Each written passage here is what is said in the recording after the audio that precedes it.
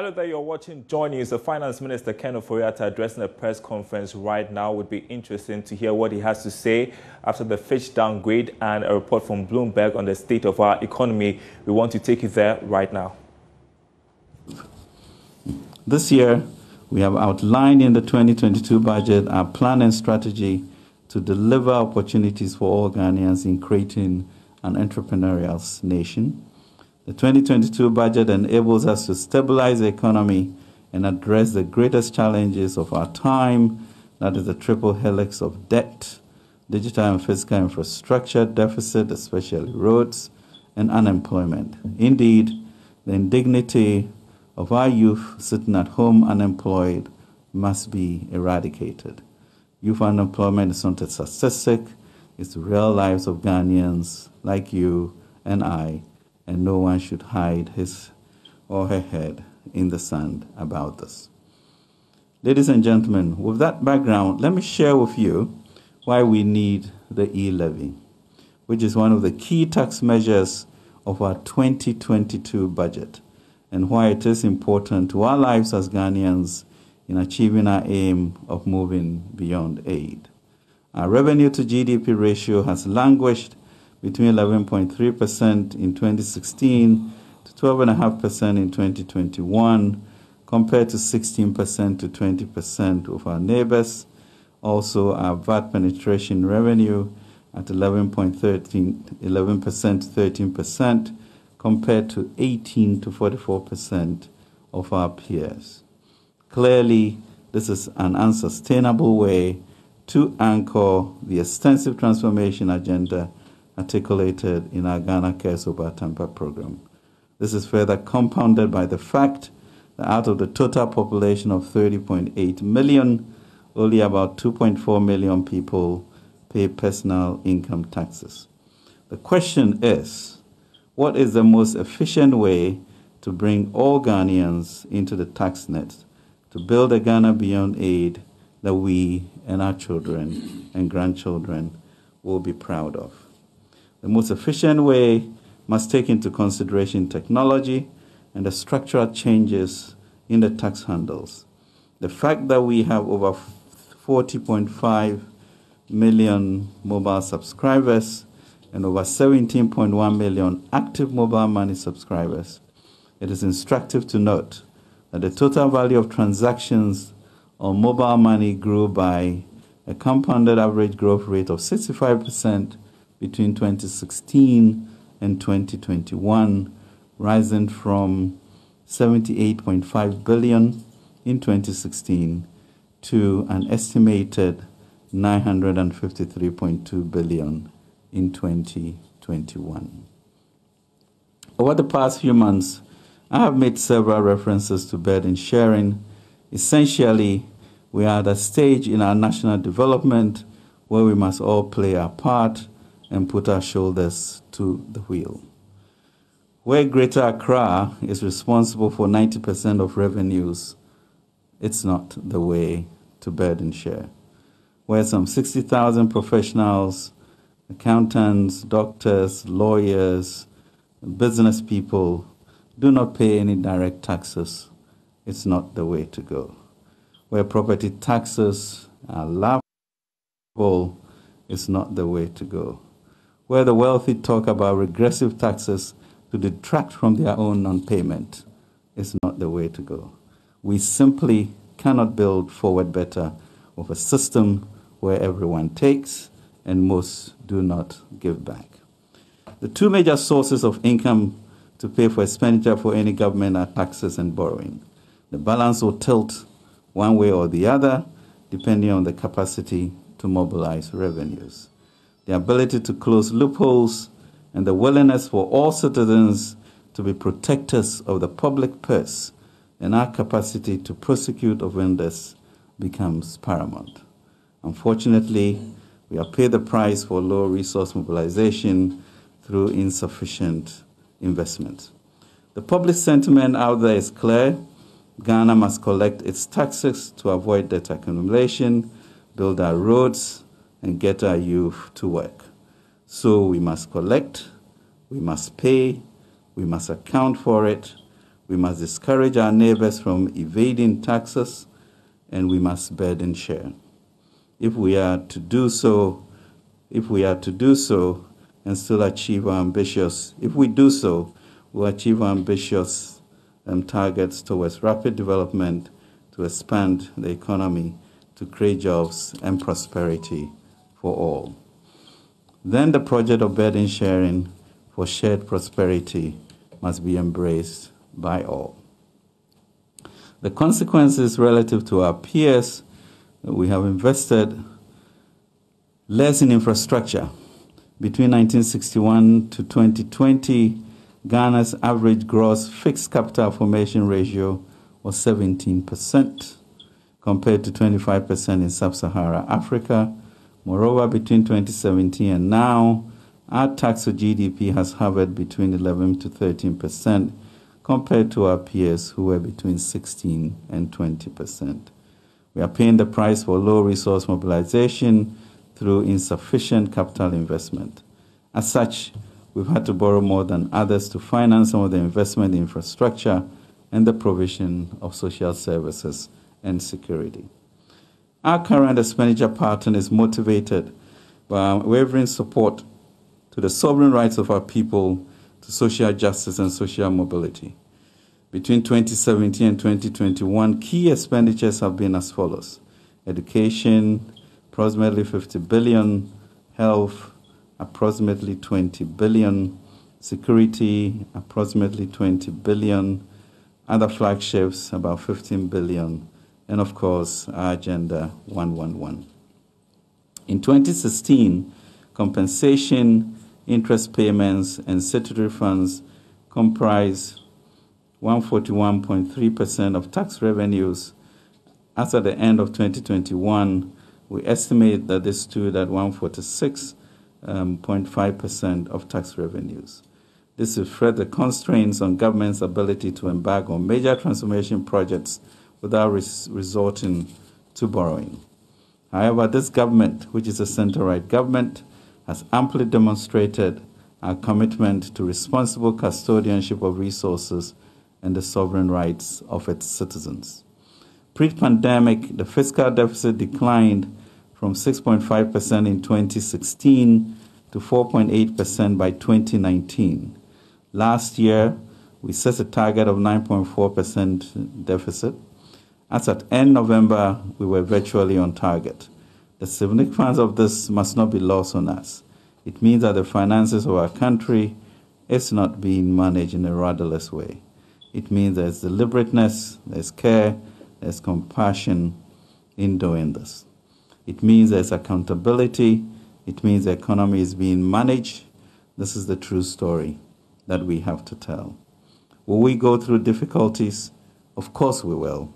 But honestly, show me any government that has done more for social welfare than we have done in this 5 years. We are also on target to exceed our GDP growth target of 4.4% for 2021 based on third quarter statistics, and our domestic revenue target of 57.3 billion for 2021. Our comprehensive agenda to increase mobilization while reducing fiscal slippages is on course through race. Ladies and gentlemen, the e-levy is a necessary tool to increase our tax to GDP from circa 11 to 13% to 16% and above, to guarantee that we'll pay for what we use.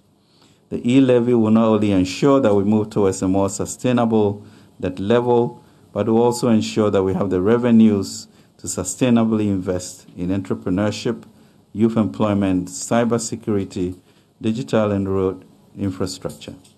The e-levy also provides a means for all Ghanaians to help support their country and grow this economy as compliant citizens, given to Caesar what belongs to Caesar.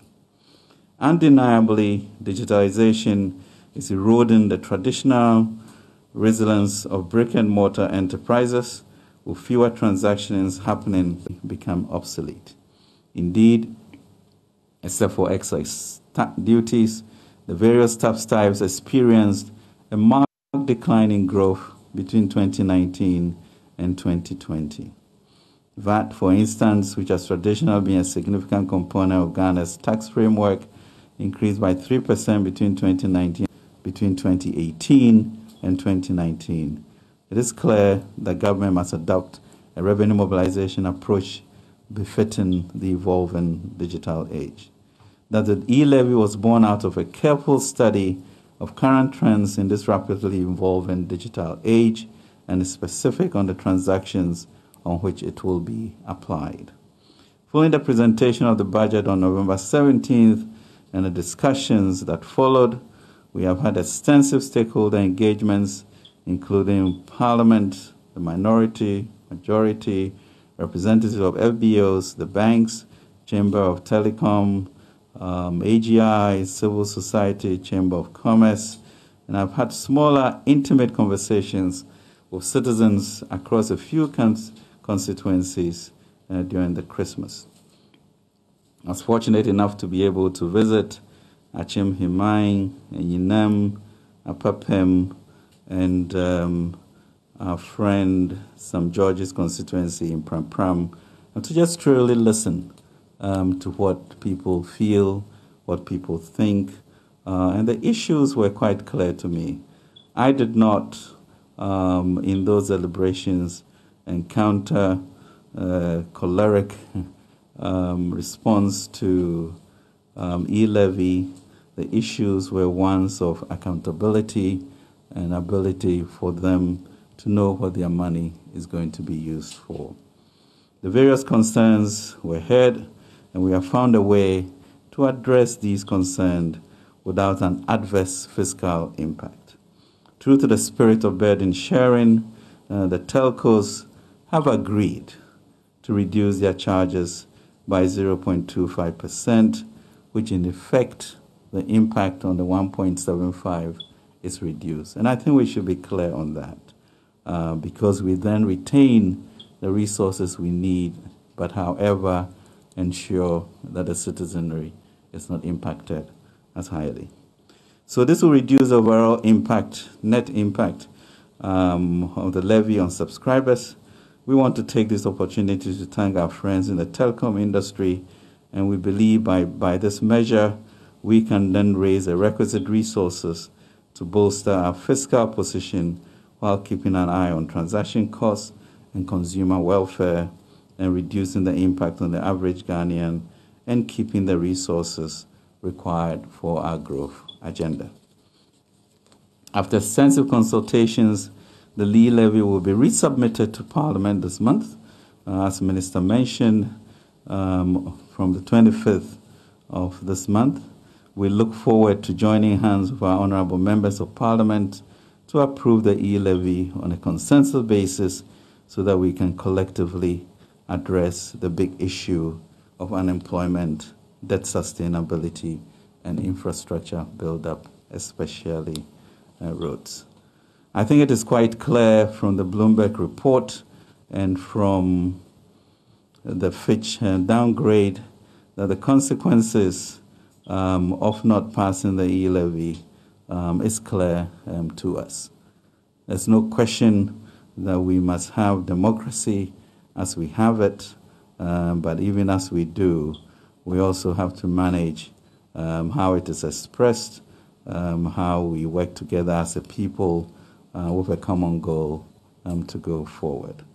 So, for example, our spreads have widened on the international market such that if one were to go to the market, if there was space, you'll be paying about 500 basis points more.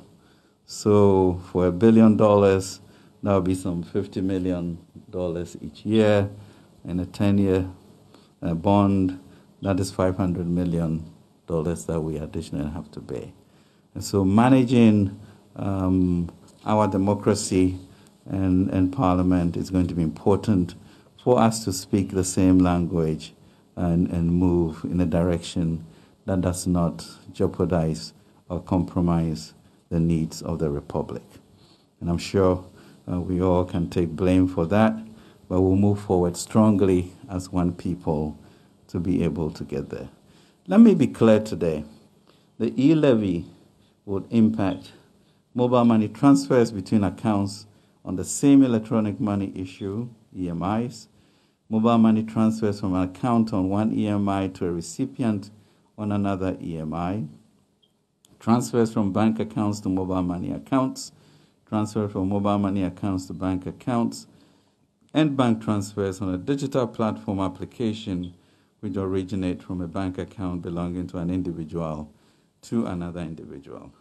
I emphasize that e-levy will not impact cumulative transfers of Ghana cedis 100 per day made by the same person, transfers between accounts owned by the same person, transfer for the payment of taxes, fees, and charges on the Ghana.gov platform, electronic clearing of checks, specified merchant payments, i.e. payments to commercial establishment registered with GRA for income tax and VAT purposes, and transfers between principal, master agent, and agent's account.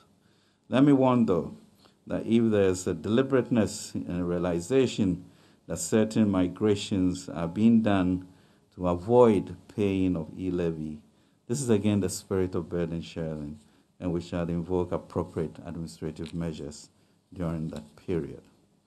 Beginning tomorrow, a team comprising myself, colleague ministers, and other key members of government would embark on a public engagement and sensitization program across the country planned by the Minister of Information.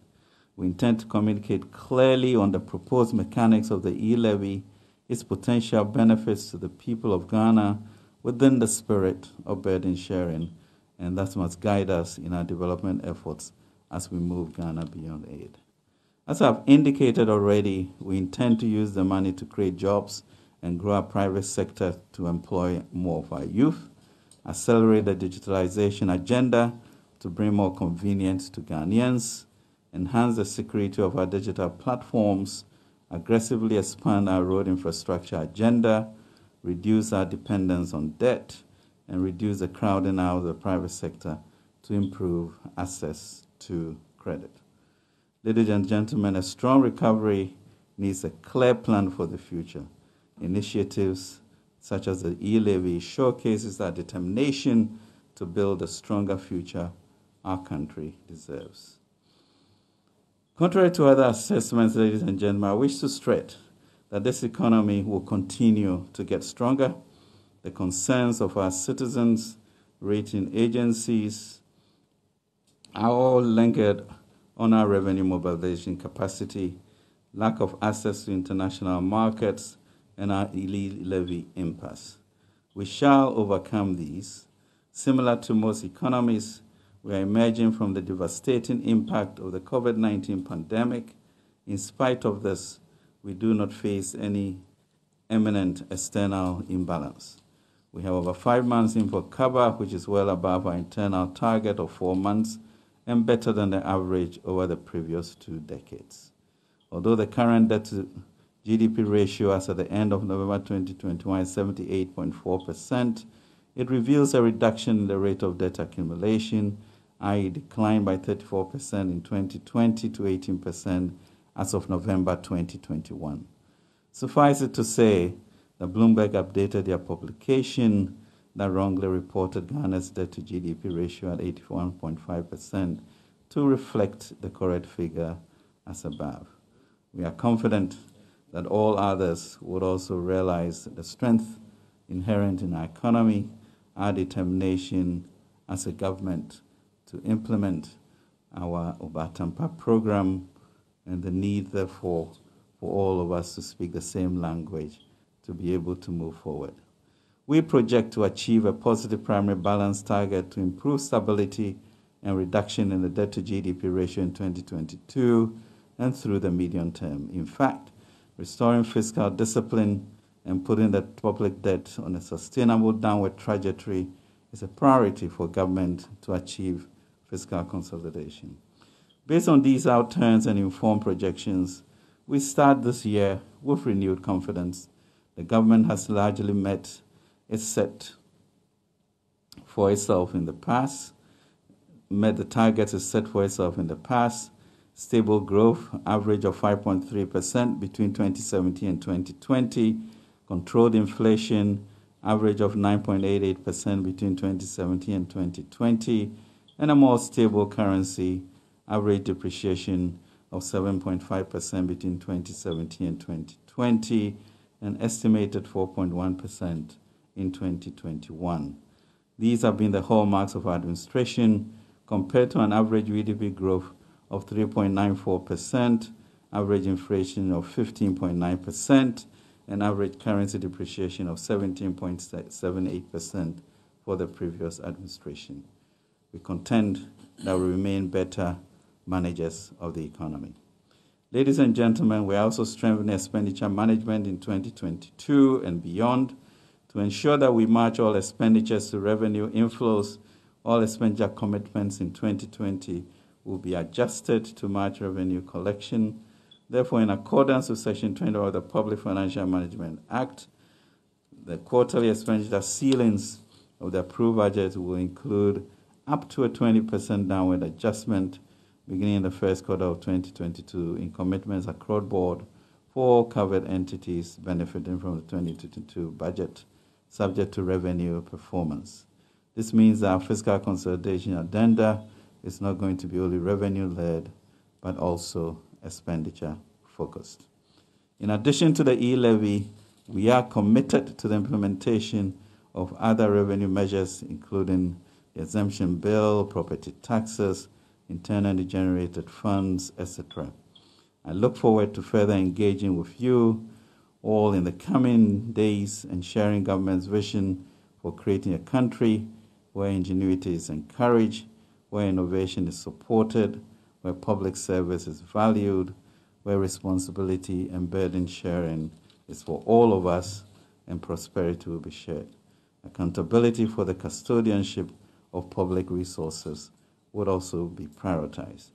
We have, in the spirit of burden sharing and consultations, as I mentioned, gotten 25% off the fees of the commercial operators.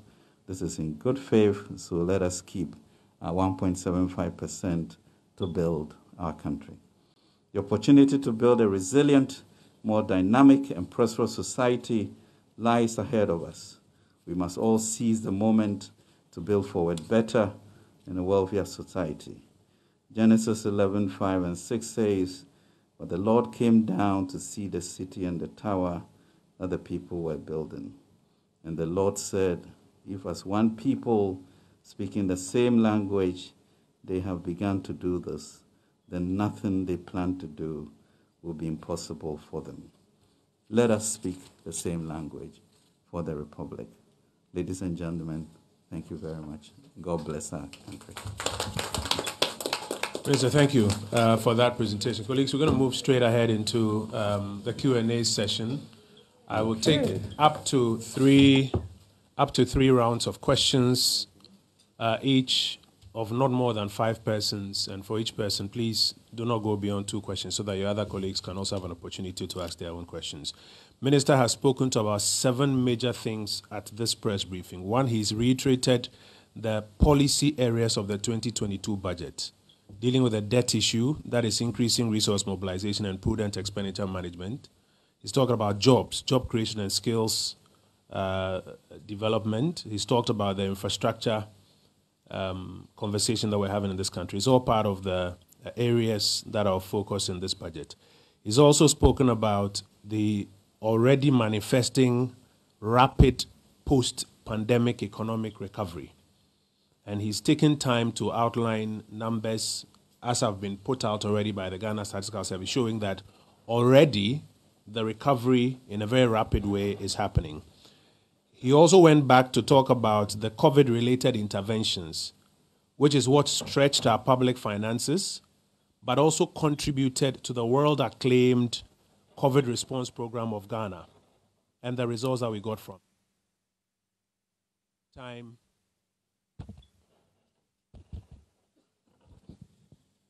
At the same time, while we were doing that, we were also keeping our flagship programs. And then he spoke about the most efficient way to broaden the tax base, the e-levy, its scope, and the uses of those funds and the commitment to accountability, etc., within the e-levy basket. So our questions will fall within this area. As I mentioned, up to 3 rounds of questions, 5 persons each, and I encourage you to do not more than 2 questions per head so the other colleagues can go up. Where's the microphone? On that side. So, okay, we'll be biased towards the ladies first. So take the 2 ladies. Minister, you are looking for the ladies, so we'll take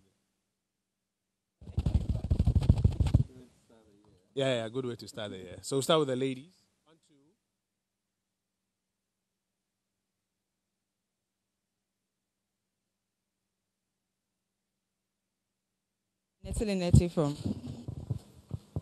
I'm Nettle Neti from City TV. Minister, please, I'd like to ask, is government going to make any concessions to ensure the e-levy is passed? And what will be the impact if there are any further delays with its passage?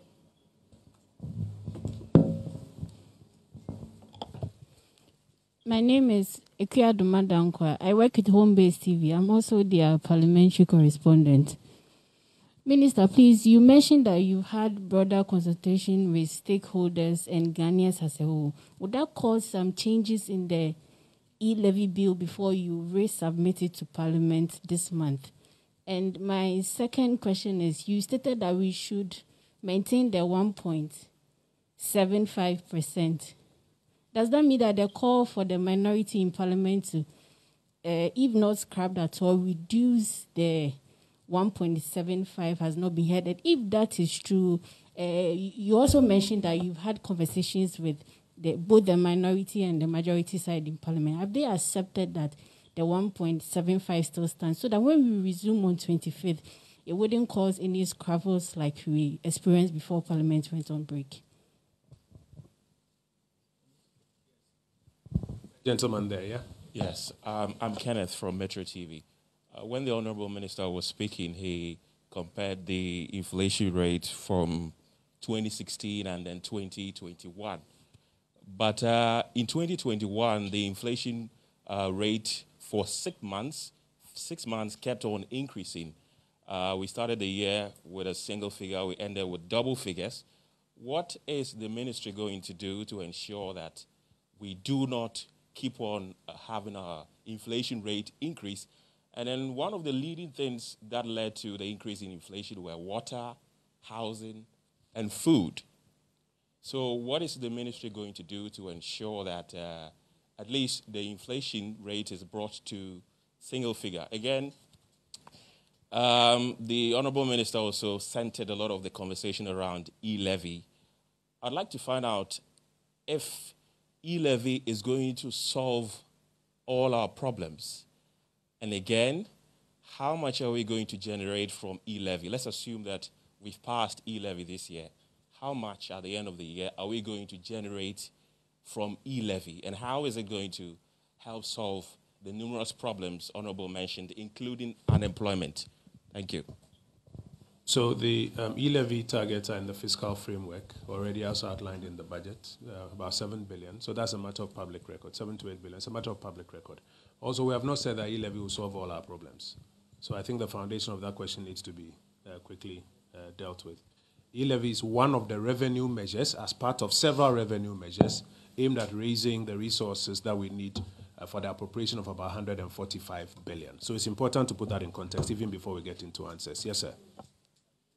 Thank you very much, Mr. Minister. My name is Ernest Kofiedu of Delegate.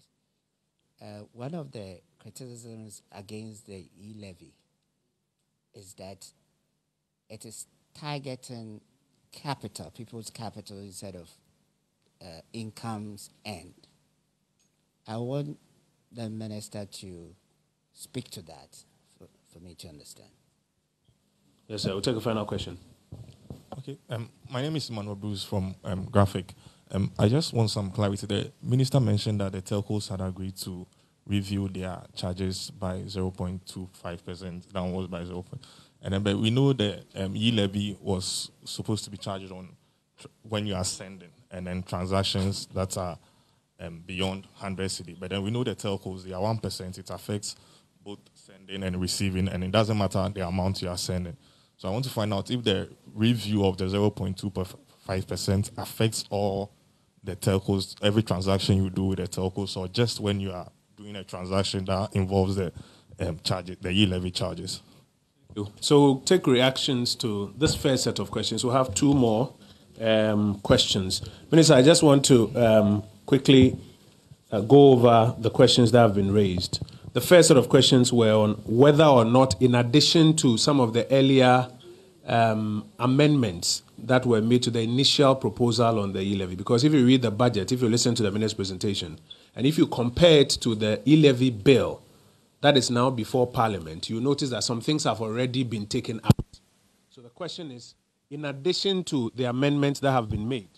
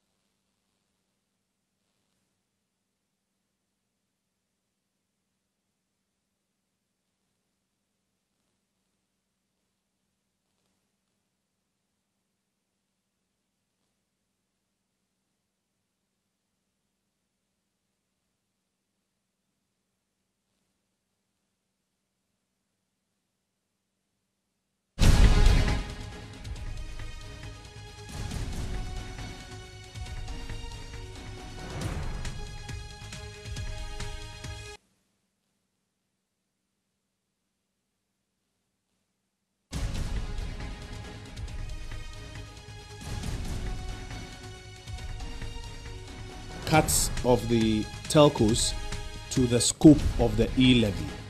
So, Honorable Minister, we are in your hands. Great. Thank you very much indeed. And with regards to... we are in your hands. Great. Thank you very much indeed. And with regards to further concessions, as the Minister said, we really are the plenary.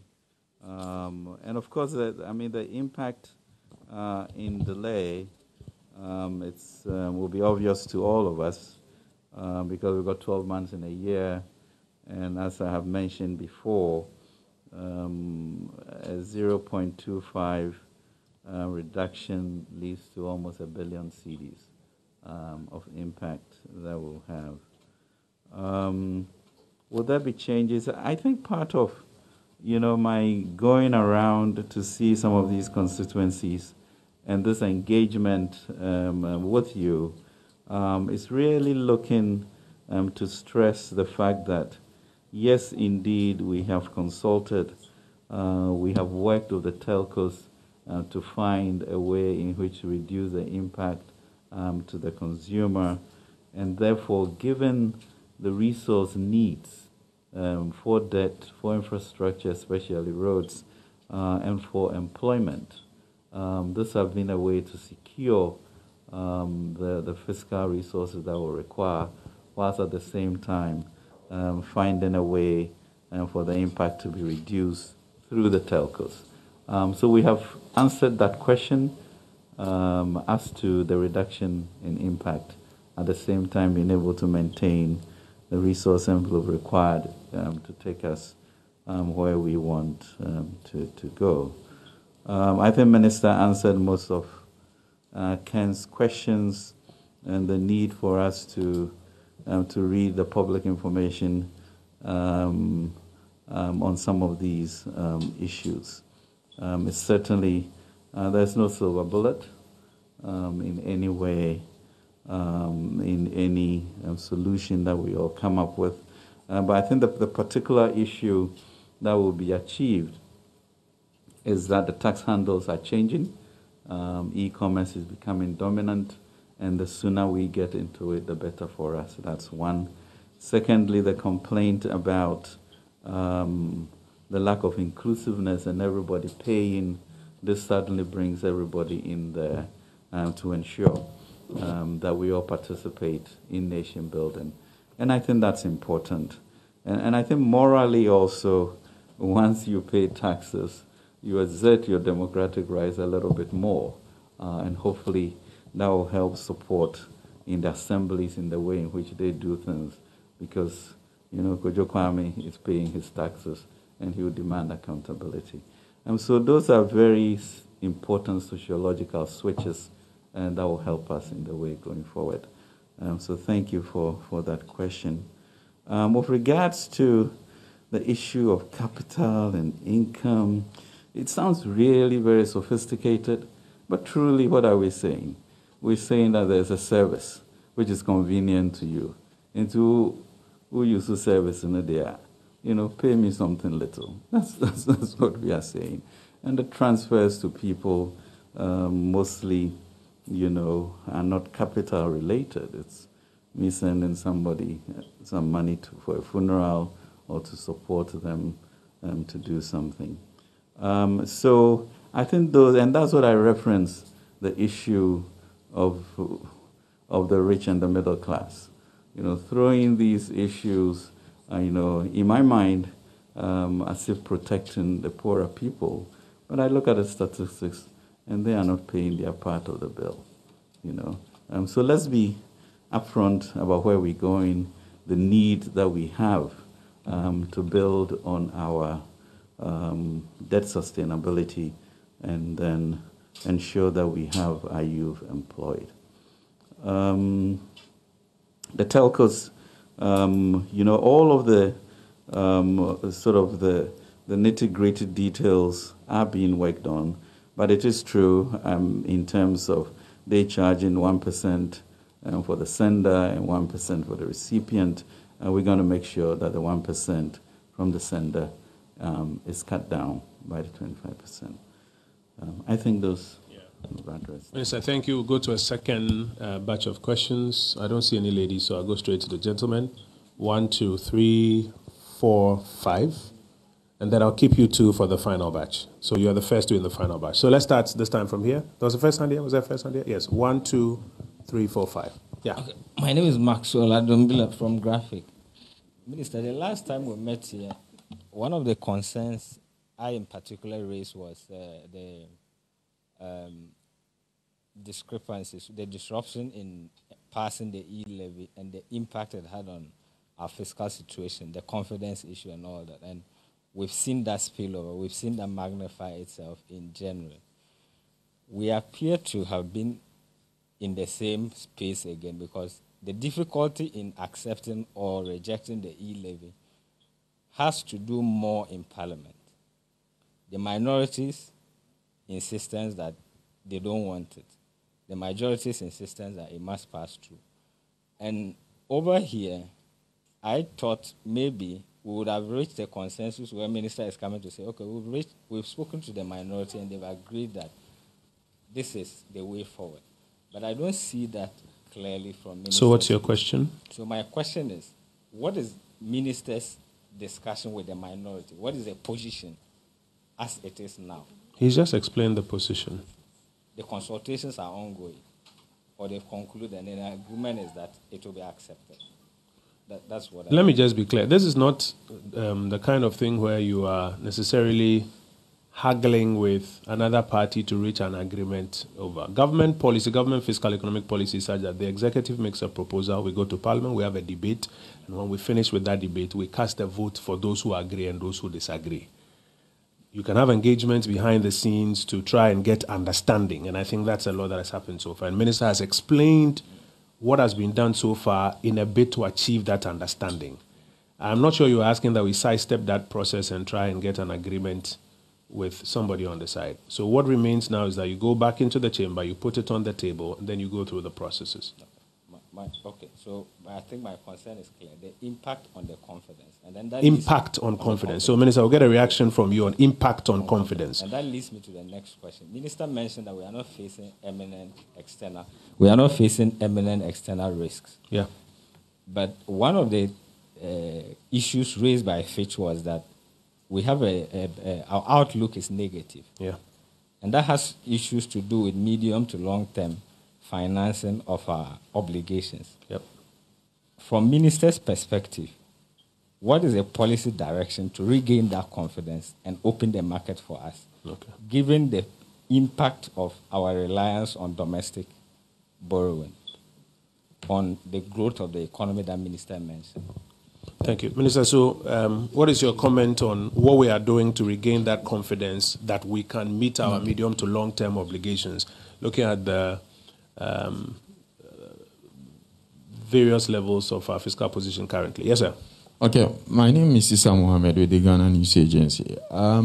Managing our debt situation, and especially at a time when you have e-levy coming on, there have been concerns regarding capping government borrowing. Is this something that's on your table as we speak now? Are we considering a debt ceiling in Ghana? Yes. Okay. So is the executive branch considering a debt ceiling in Ghana? That's a question. Yes, sir.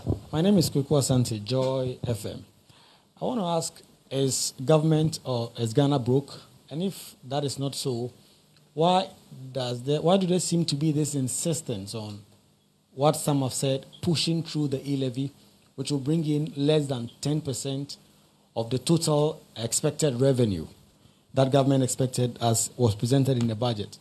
And also when some analysts have warned that even that amount that have been quoted, around 8 billion, is overly ambitious and will be lucky to even get 3 billion at the end of the year. Thank you. Thank you very much. So, Minister, I mean, what's the big deal of, or about 10% of the revenue basket? I mean, if it's just 10%, how big a deal is it? What's the big deal of 10% to the entire revenue basket? And secondly, what do you make about the fact that even that assessment of about 7 billion is too ambitious? Quick, that's the second question, correct? Yeah. Thank you. Let's go. Hi, my name is Obed. I report for GH1 TV. So at the tail end of Minister's presentation, he mentioned that other revenue mobilization measures will be introduced. I want to get a response from you. What are the specific revenue mobilization measures he's talking about? Because already Ghanaians are having issues with e-levy. Thank you. You mean apart from the ones, because I'm sure he's referring to the other ones in the budget. All of the ones that have been outlined in the budget. Yeah, they are there already. Thank you very much. The name is Justice Adoboy. Okay, some of the issues I have heard from the public on the e-levy, fundamental to many of our major government policies, whether it is interventions or revenue, which says that these are not targeted at all. And so whether it is subsidies, it subsidizes both the rich and the poor. And whether it is revenue, both the rich and the poor are affected. And so the question I hear from the public is, why is government not sharing the, the percentages charged by the telcos on the mobile money transactions, rather than charging everybody across the board? Come again with that question. Why is government not sharing? Yeah, sharing that 1% that the telcos, charges when we do the mobile money transactions. Why is government not sharing that with the telcos, rather than charging everybody? Why is government not taking a share of the telcos' revenue as a way of mobilizing? Sure. Rather than imposing a levy on originators of the transaction. Exactly. Very well. That is the question I hear from the public. Very well. Very well. Now, my second question is, what is your plan B in case the impasse we saw in Parliament last year remains? Thank you. Thank you very much. Minister. Thank you very much indeed, and thanks for this. I think the first one is on the issue of the impact on confidence, and that's really a very important question because we have seen what the international capital market is reacting to. The scene, that engagement that we went through Parliament with, leading to our spreads in the bond market, going, I guess, north of 1,000 basis points, which I indicated that it sort of freezes you in a sense out of the market, or you go in at a price that becomes quite ridiculous for us. So, for example, as I mentioned, $1 billion bond of 500 more basis points, 50 million a year, 10-year instrument, 500 billion. So those are the costs of democracy if we don't manage it well. And that's what leads to the confidence issue. I think for this year, we were quite clear that with regards to our SDRs, which we have, which we may use about 3/4 of a 750 million, that will help bridge the gap and then find a more innovative way of doing the balance of 750 towards the latter end of the year. So we will be able to manage the issue of entry or non-entry into the international markets. And sometimes, taking some rest for these markets may not be a bad thing. But I think what this illustrates the need for us to be circumspect about the level of altercations that may happen and how we manage our hang parliament in a way that puts the republic first. So that's a learning for all of us. Market out there is quite cruel, and we are seeing it. And I think that will lead in terms of how we manage ourselves, both from the majority and minority part, in terms of seeking some alignment in the way in which we approach things, which is very Ghanaian, and it's good for us to remember our sociology to come back to that. With regards to managing, debt ceilings, we have the Fiscal Responsibility Act about, remaining, sort of having a positive primary balance and also ensuring that the deficit remains under 5%. Because truly, as your GDP grows, your capacity to absorb more debt is higher, and your capacity, if you have the tax handles to increase your revenue, is also stronger, and therefore, and also your ability to manage your expenditure.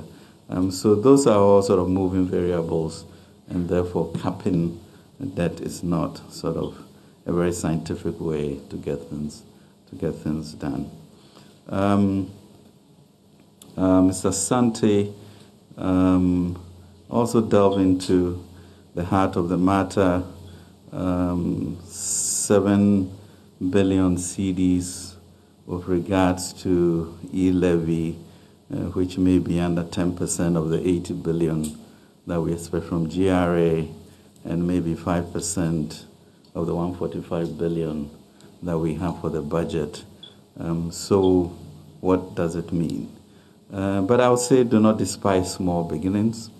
And as the world changes into an e-commerce economy, it's better for us to begin to understand, how that moves rather than later.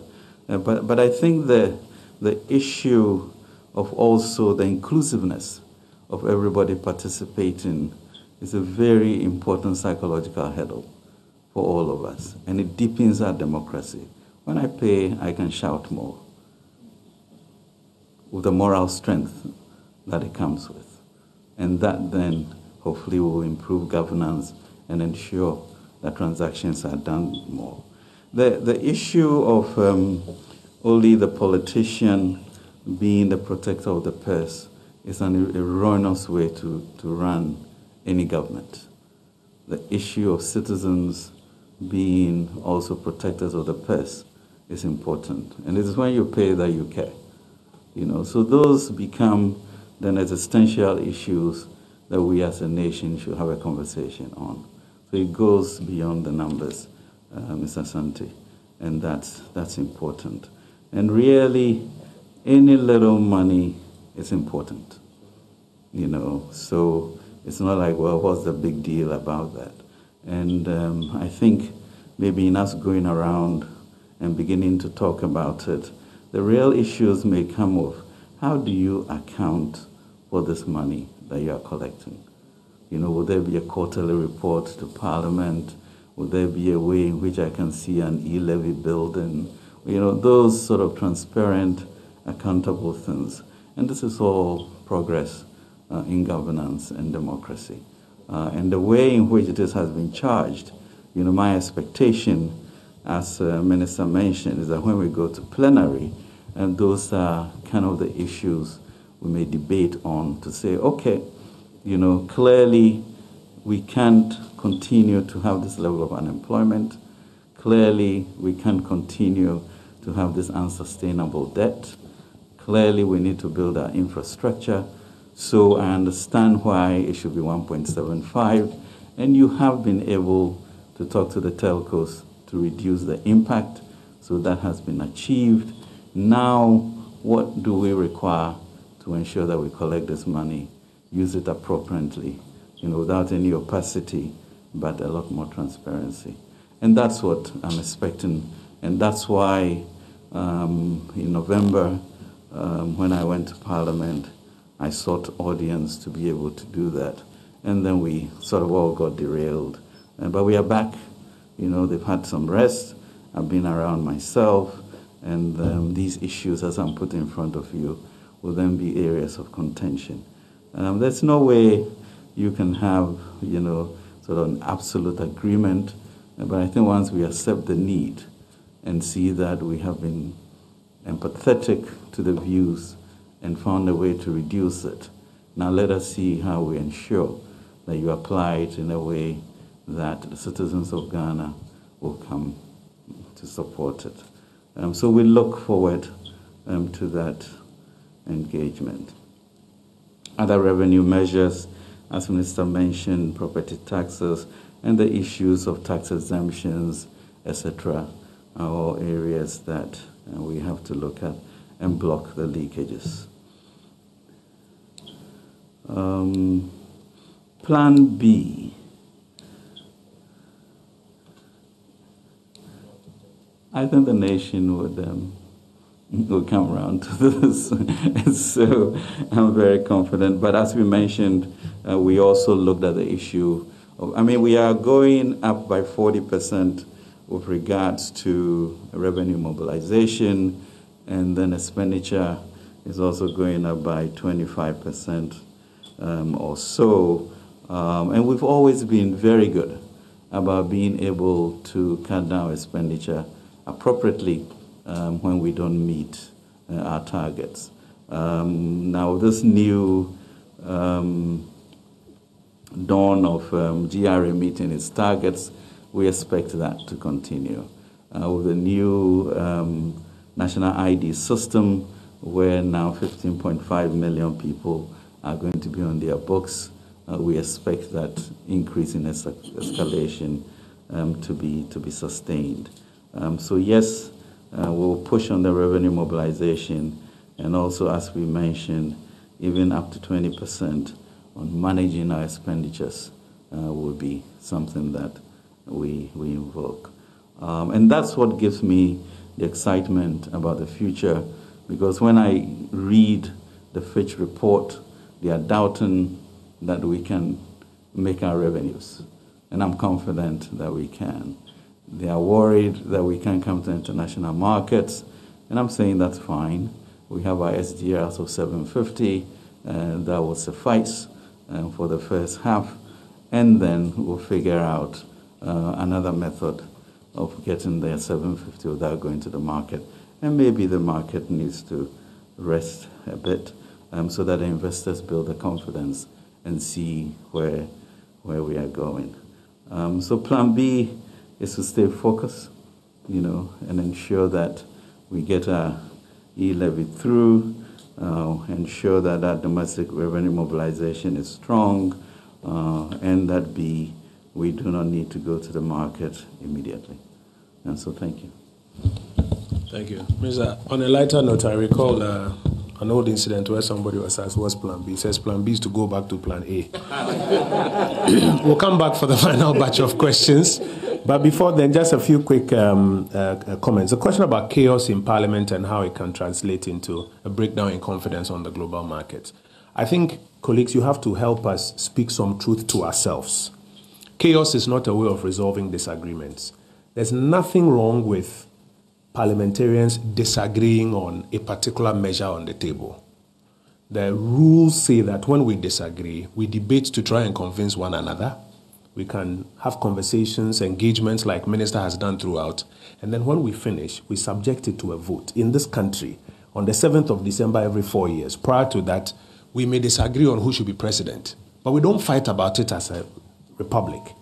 We allow people to campaign and debate, and in the end, we all queue up nicely and vote, and they count and they take a decision that where the majority went is where Ghana wants to go. That way, chaos does not ensue. The international markets and everybody else looks at us as a civilized, matured republic. It's the same thing we have to do in Parliament. So there's nothing wrong even with a disagreement on it. There have been various disagreements in times past. One side may say, I don't agree, I'm going to walk out. I don't agree, I'm going to abstain. I don't agree, I'm going to vote against it. But to begin to physically obstruct the process is something that all of us collectively must speak against. And it's not about will you go and beg them or will you negotiate or no. We must speak the truth that physically obstructing the process. Imagine somebody going to physically obstruct voting on election day in this country. We will all agree that that is not the right thing to do. And it is the same spirit we must bring to bear on this one. So there's nothing wrong even with disagreeing, but we must commit ourselves to go through a civil, matured process for resolving that disagreement. And that's a message that across the divide, across media, across political party lines, we must all agree on. Number two, the question of the 10% Minister has outlined there. I just wanted to throw something a little bit in it. Appropriation is 145 billion. Minister wishes that he could spend more, and this is 25% of an increase in terms of what he spent on behalf of government last year. He wishes he could spend more to do more of what all of us are asking for. The problem is that he is only limited by a 40% increase in revenue, and at the same time bringing the debt we are complaining down by reducing the deficit to about 7.9 or so. 7.4 or so. So if we all agree that we would like to see a lot more, it's not so much about, oh, give away 10%. You give away 10%, the reality is that then you have to even reduce from 145 downwards. But actually, we all are thinking that we should be able to do more for our people. So the question is, how do we even get 10, 15, 20, 25, 30% more into the revenue basket so that we can do more? Just wanted to add those for context. Final batch of questions, last 5, and then we'll go. GTV, ABC. You've spoken already, have you? You haven't, okay. So 1, 2, 3, 4. Then I'll give the last word to Bloomberg so that you don't scare the world again with any of your publications. If you need any clarification, I'll give you the last word. So yeah, let's start from there. Thank you so much, Honorable Minister. In the budget, we've been told that the minister will be seeking to raise 37 billion cedis on the financial markets. With the more or less closure, we're going to raise 100 billion. We're going to expend 145. So we have a deficit or a shortfall in terms of revenue of about 45. The initial document suggests that we raise about 37. Is that correct? You seem 7 is the total deficit. So we are raising 27 on the domestic market, we've been told. You ask your question and so I want to know the impact of this on access to credits to the private sector on the local market, because that certainly may result so into crowding out. What is the impact of our borrowing program on access to credit on the local especially market? when it focuses on the domestic market for now? Yeah. So what's the impact of government's finance domestic side on access to credit, particularly for the private sector? Do I get you right? Yes, that's the first question. The second question is also on the fiscal consolidation. We are seeing a lot on the revenue side, e-levy, increase of government services, and so on. For the first time, I've heard from Minister talking about some 20% with state entities benefiting from the budgets, which has been tied to how much government has received in terms of revenue and those stuff. What are we going to do more in terms of cutting wastage in the system so that we ensure that in as much as we want to spend more, in as much as revenue is not performing, we are also doing something to reduce wastage so that together we can have some fiscal space to carry on with government programs. Thank you. Thank you. So you want some more detail on the expenditure containment measures? Some more details on the expenditure containment measures. Yeah, ABC. So my question is about the commentary around by some experts. So the commentary around is that the economy is distressed to the extent that something drastic needs to be done. So one of the proposals is that the possibility of going back to the fund for support. So I want to know if the minister share in these sentiments and is going back to the fund an option to government. Thank you.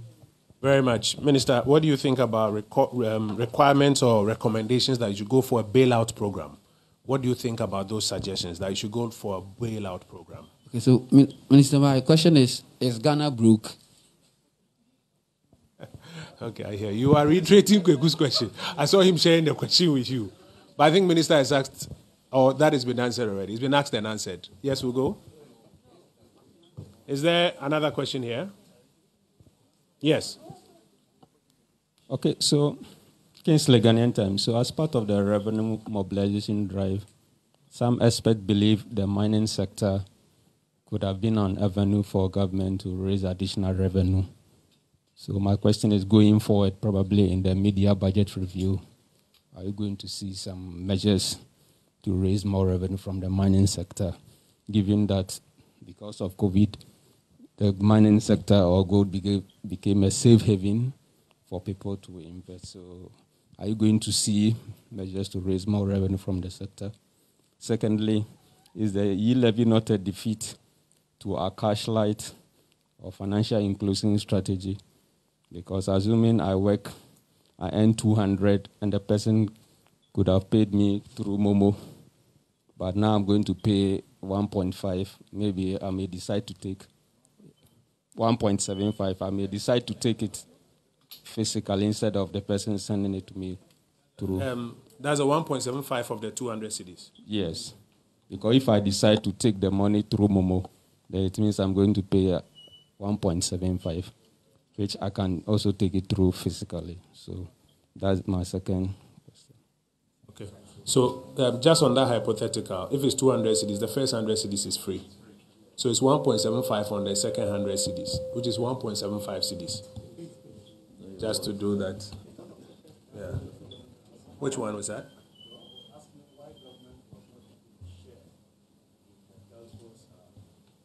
Very well. Very well. What is that? I call. Yes, final one. Thank you, Minister, for the opportunity. Minister, what other avenues are you looking at to still raise funding from some external source of sort, given it is good dollar and slightly cheaper? And you're also talking about giving the international markets a rest. How do you try to raise money, be it external or any form? And you had also said that you had put together syndicated loans and bilateral trades agreements, so to say, to also raise funding. Any timelines on that? I know you would want to have your Eurobonds very early. Therefore, any timelines on those bilateral trades and agreements and syndications that you are thinking about? And pardon me to also have a bite of e-levy. My salary is sent down and then it comes into my account. In the spirit of digitization, I transfer it into my Momo and you charge me 1.75. So then I said, okay, then let me send my wife money for housekeeping money. You charge me 1.75. Then I said, let me pay my child's school fees via Momo. You charge me 1.75. My wife's go out there to buy maybe fuel, so let me pay by the same Momo. You charge me 1.75. Minister, is this not regressive? And are you not deformalizing the economy you've been seeking to formalize? Thank you.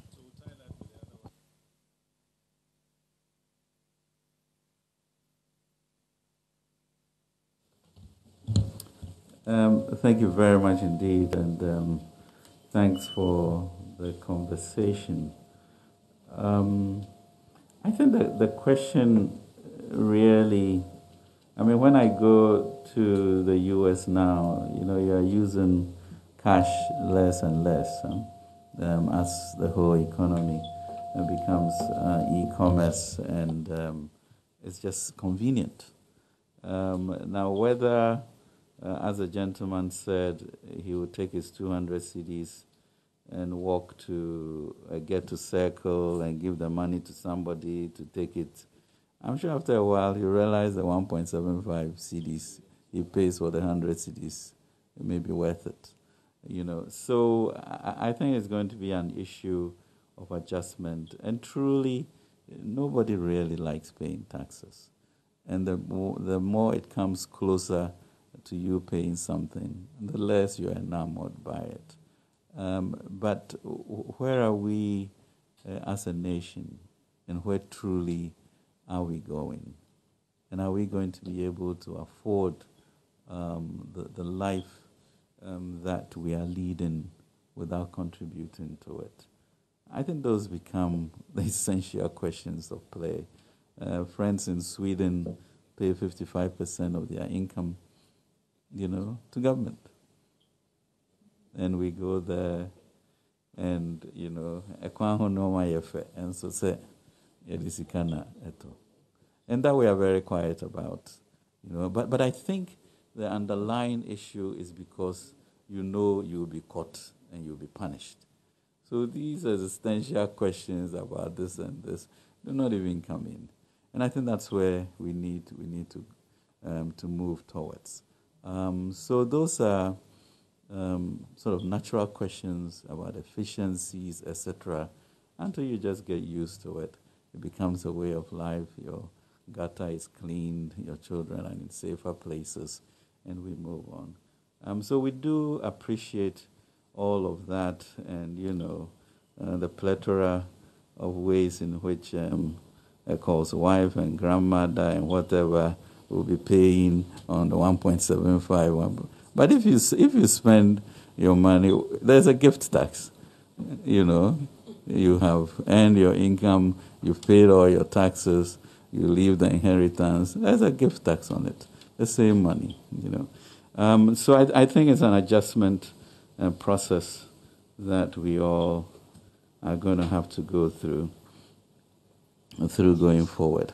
With regards to the issue of some 37 billion or so that we have to deal with, and then the 28.9 billion of domestic financing that we have to do, and what is therefore the impact on access to credit, are things that we have to manage. As we talked about the U-Start program and the burden sharing and what agreements we've come to with the banks. It's an interesting one, for example, where they've committed 5 billion to support SME financing. And we as a government need to look at it like what we've done with GESEL, where agri-financing is somewhat subsidized, to see how we facilitate those resources to support industrial production. So it is going to require some innovativeness to thinking to ensure that the growth that we're experiencing, which really undergirds where the economy is going to be what we'll be doing during the year. I think the issue of expenditure wastage is a very serious issue. And therefore, we are, the past 3 weeks, been examining the financing of roads, for example, where you see certain overlaps that should not occur, the cost per kilometer, how to manage that, what type of committee do you set in place to inspect before these IPCs come, etc., to eliminate the interest charges and all of that. And I think that's a serious business, and how we also intend not to spend beyond the revenue are going to be critical interventions in the years that are ahead. I think if you look at this COVID period, literally all of Africa moved up by 10 percentage points from some average of 63 to 73%.